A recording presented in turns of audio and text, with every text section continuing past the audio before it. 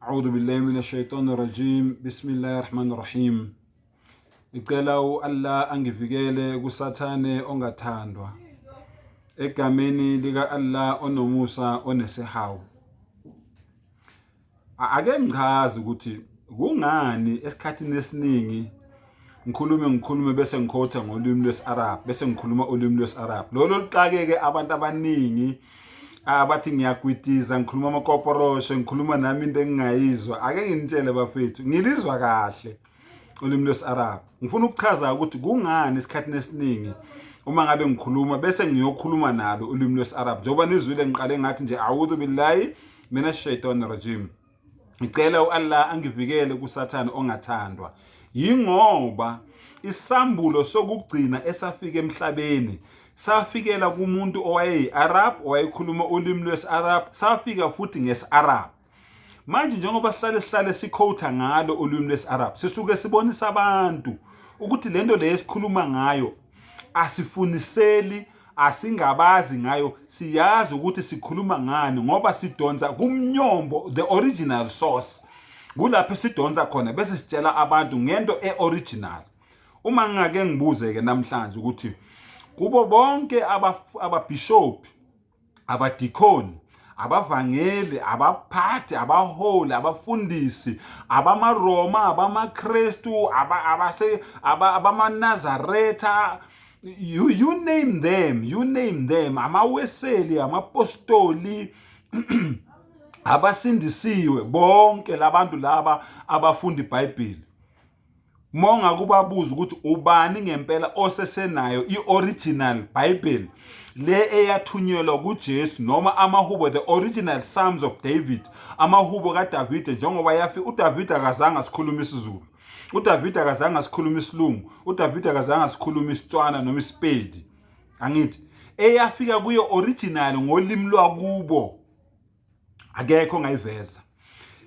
Bese umbhalo lo oweza kuJesu awukho ngisho eBhayibhelini ke. Ungcono kaDavid amahubo siyawathola, the Songs of Songs nezakhaya kaSolomon sayithola eBhayibhelini, kungcono sayithola. OHezekiel siyabathola eBhayibhelini, oGenesis sayithola eBhayibhelini. Kuze kuyofika koDeuteronomy, incwadi lezo kuthiwa eyikaMose. Ngikhuluma mina ngale yalo kuthiwa uJesu ke. Thina simazi ngoYeshua, uJesu into engakazi bekhona kodwa sebamshintsha kuYeshua bamnika igama lika Jesu.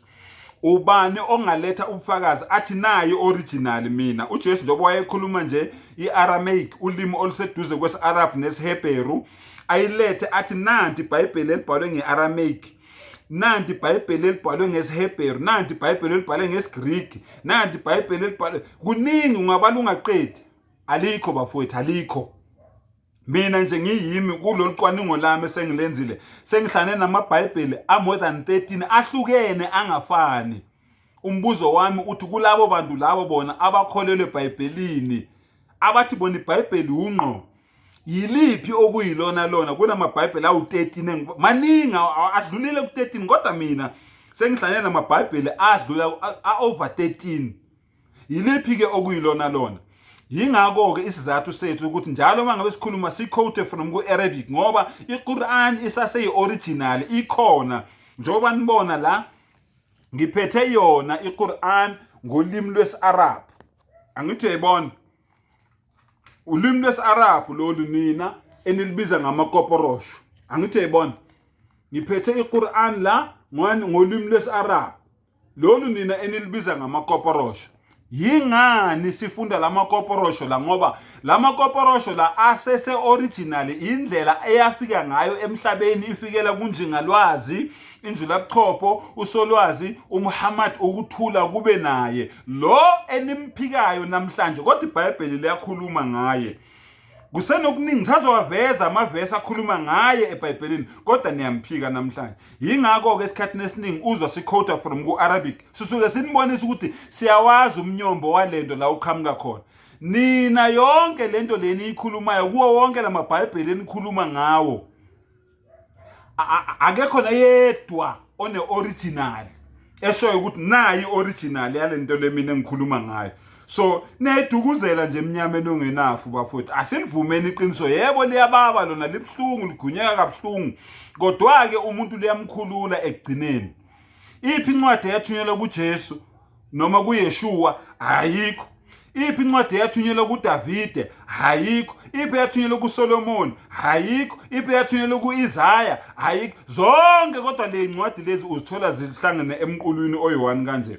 Umbuzo uthi ubani owayihlanganisa zaba yinto eyodwa, ngoba azizange emhlabeni ngesikhathi esodwa. Ubani ke lo owayihlanganisa wazenza into eyodwa?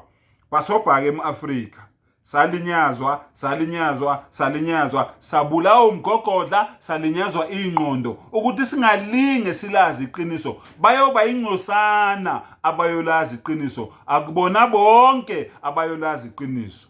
Wa akhiru dawana anilhamdulillahi rabbil alamin.